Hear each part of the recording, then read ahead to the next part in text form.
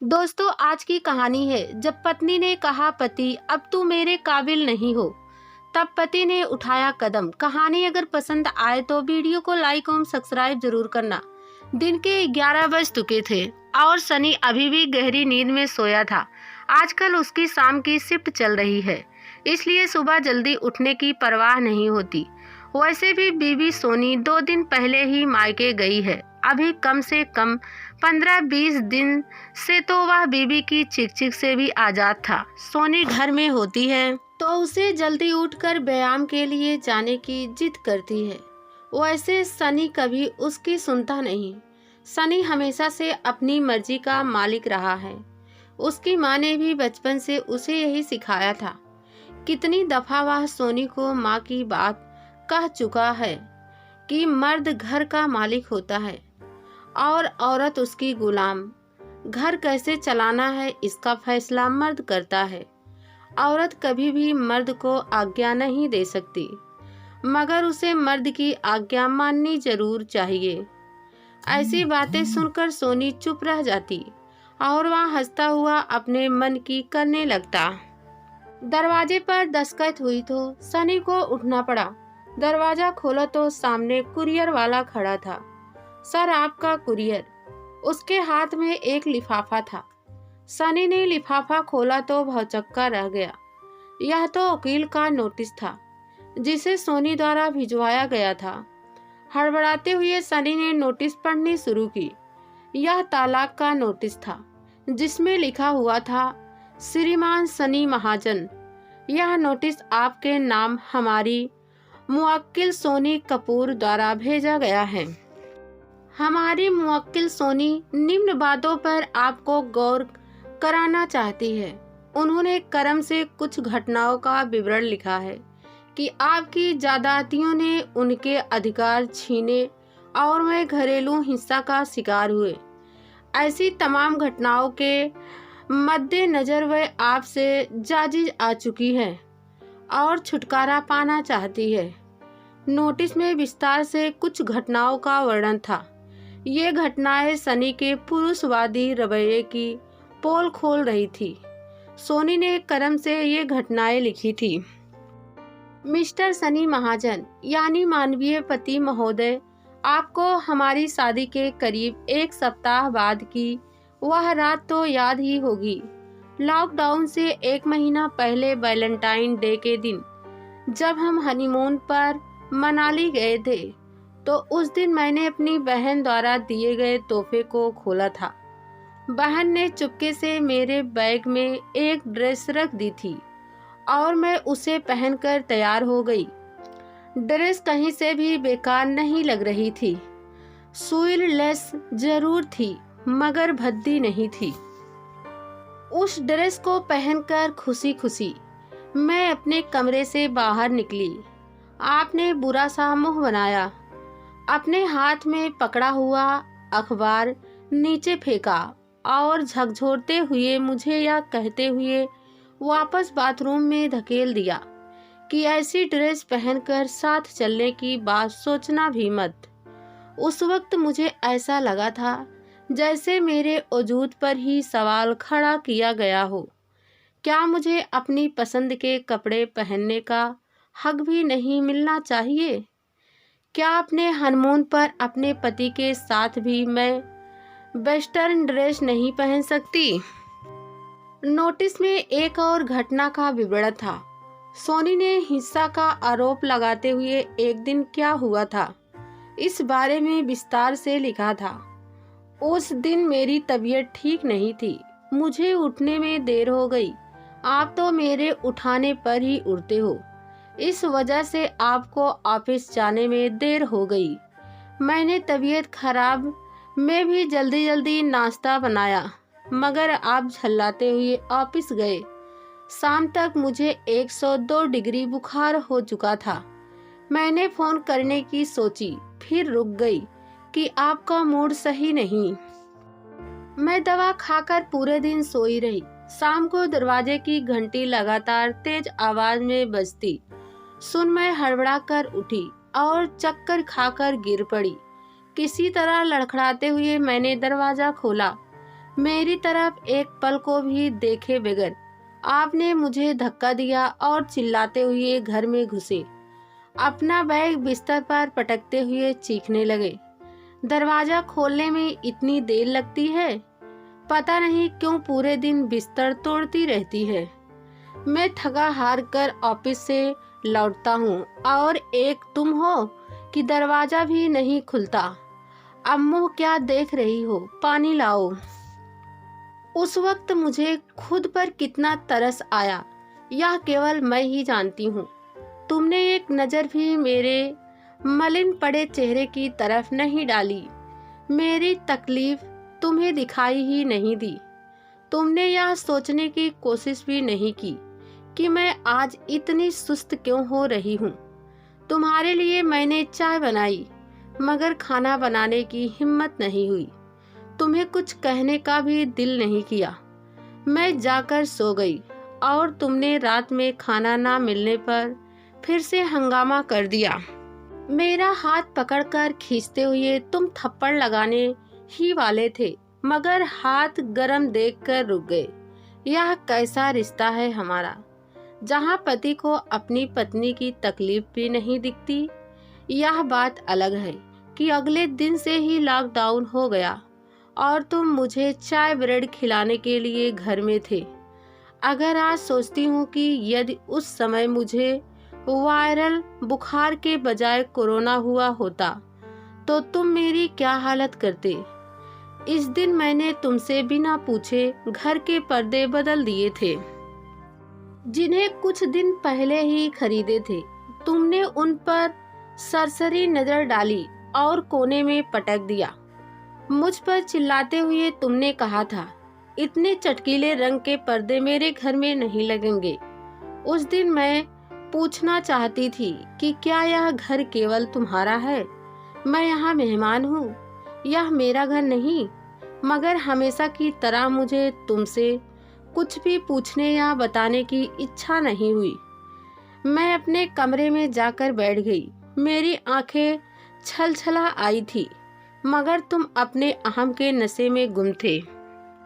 याद करो उस दिन शाम 7 बजे मैं हंसती मुस्कुराती अपनी सहेली से बातें करके मुड़ी और तुमने मेरे गाल पर एक थप्पड़ जड़ दिया। चीख पड़े थे तुम। मेरी गलती इतनी सी थी कि मैंने अपनी सहेली से उसके पति की तारीफ कर दी थी। तुम्हारे अंदर जलन की आग ऐसी भड़की कि तुमने आगे पीछे सोचे बगैर मुझ पर हाथ उठा दिया। तुम्हें लगता है कि मैं तुम्हारी तारीफ करती रहूं, जबकि तुम मेरी खुशी की कोई कदर नहीं करते। मेरी सहेली विभा का पति हमेशा विभा की पसंद और उसकी खुशी को तवज्जो देता है। ऐसे में मैंने उसकी तारीफ करके क्या गलत कर दिया था? इस दिन अपनी माँ की साह पर तुमने मेरी बाह मरोड़ दी। कई दिनों तक मैं इस दर्द से परेशान रही। वजह सिर्फ इतनी ही थी कि मैं तुम्हारे शर्ट की बटन टाकना भूल गई, जबकि उस दिन तुम्हारी जूम मीटिंग थी। पर क्या इतनी सी बात पर तुम मेरे साथ इतना दुर्व्यवहार करोगे? लॉकडाउन में तुम भी तो पूरे दिन घर में बैठे रहते हो। ऑफिस का काम तो मुश्किल से 3 से 4 घंटे करते हो। बाकी समय कभी दोस्त, कभी टीवी, तो क्या कभी बीवी का हाथ बटाना जरूरी नहीं? सच तो यह है कि तुम्हारे लिए दूसरी सभी चीजें महत्वपूर्ण है सिवाय हमारे रिश्ते के। तो फिर इस रिश्ते को ढोते रहने की मजबूरी कैसी? खत्म करते हैं ना इस रिश्ते को। इस दिन आपने मेरी औकात समझाई थी। आपने बताया था कि मुझे औरत होने का धर्म निभाना है। आपको एक बेटा देना है, बेटी नहीं। बेटी की तो आपके जीवन में कोई अहमियत ही नहीं है। बेटा पैदा करना बस मेरे ही हाथ में तो है। कभी कभी तो मुझे शक होता है कि क्या वाकई आप पढ़े लिखे हो? आपसे बेहतर तो अनपढ़ हैं, जो अपनी बिटिया को कंधों पर बैठाए दुनिया जहान घूम आते हैं। पर आपके लिए बेटी बोझ है। आपको तो सिर्फ बेटा चाहिए, जाने कैसी रूढ़वादी मानसिकता में जड़े हुए हो आप कि जब साथ चलती हूँ तो एक अजीब सी जकड़न का एहसास होता है। अब आज़ादी चाहती हूँ मैं आपसे, आपकी धौंस भरी बातों से, आपके पुरुषवादी व्यवहार से। उस दिन शाम को सब्जी काटते हुए मेरा हाथ कट गया था। मेरे दाहिने हाथ में पट्टी बंधी थी, मगर आपको कोई परवाह नहीं हुई कि मैं खाना कैसे बनाऊंगी। पिछले 2 महीने से मैं आपको पसंद की चीजें बना बना कर खिला रही हूँ ना। फिर क्या आप एक दिन मेरे लिए कुछ बना नहीं सकते थे? बेशर्म होकर मैंने आपको कहा भी कि हेल्प कर दो, तो आपने कैसा धौंस भरा जवाब दिया था, खाना बनाना औरतों का काम है, बता दो तुमसे नहीं होता तो किसी और को रख लेता हूँ। आपका जवाब सुनकर मैं बिल्कुल चुप रह गई थी। आगे कुछ कहने को बचा ही नहीं था मेरे पास।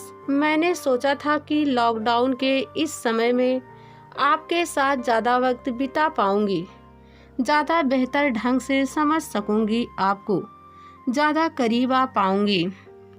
मगर अफसोस, करीब आने के बजाय हमेशा के लिए दूर हो जाना चाहती हूँ, क्योंकि लॉकडाउन के इन दिनों में बेहतर ढंग से समझ लिया है मैं ऐसे शख्स के साथ कतई नहीं रह सकती जिसके लिए रिश्तों का कोई अर्थ नहीं, जो अपने जीवन साथी की तकलीफ ना समझ सके, उसे बराबरी का दर्जा ना दे सके, उसकी खुशियों का ख्याल ना रख सके, उस पर विश्वास भी ना करे और ना ही उसे अपनी जिंदगी में कोई अहमियत ही दे सके।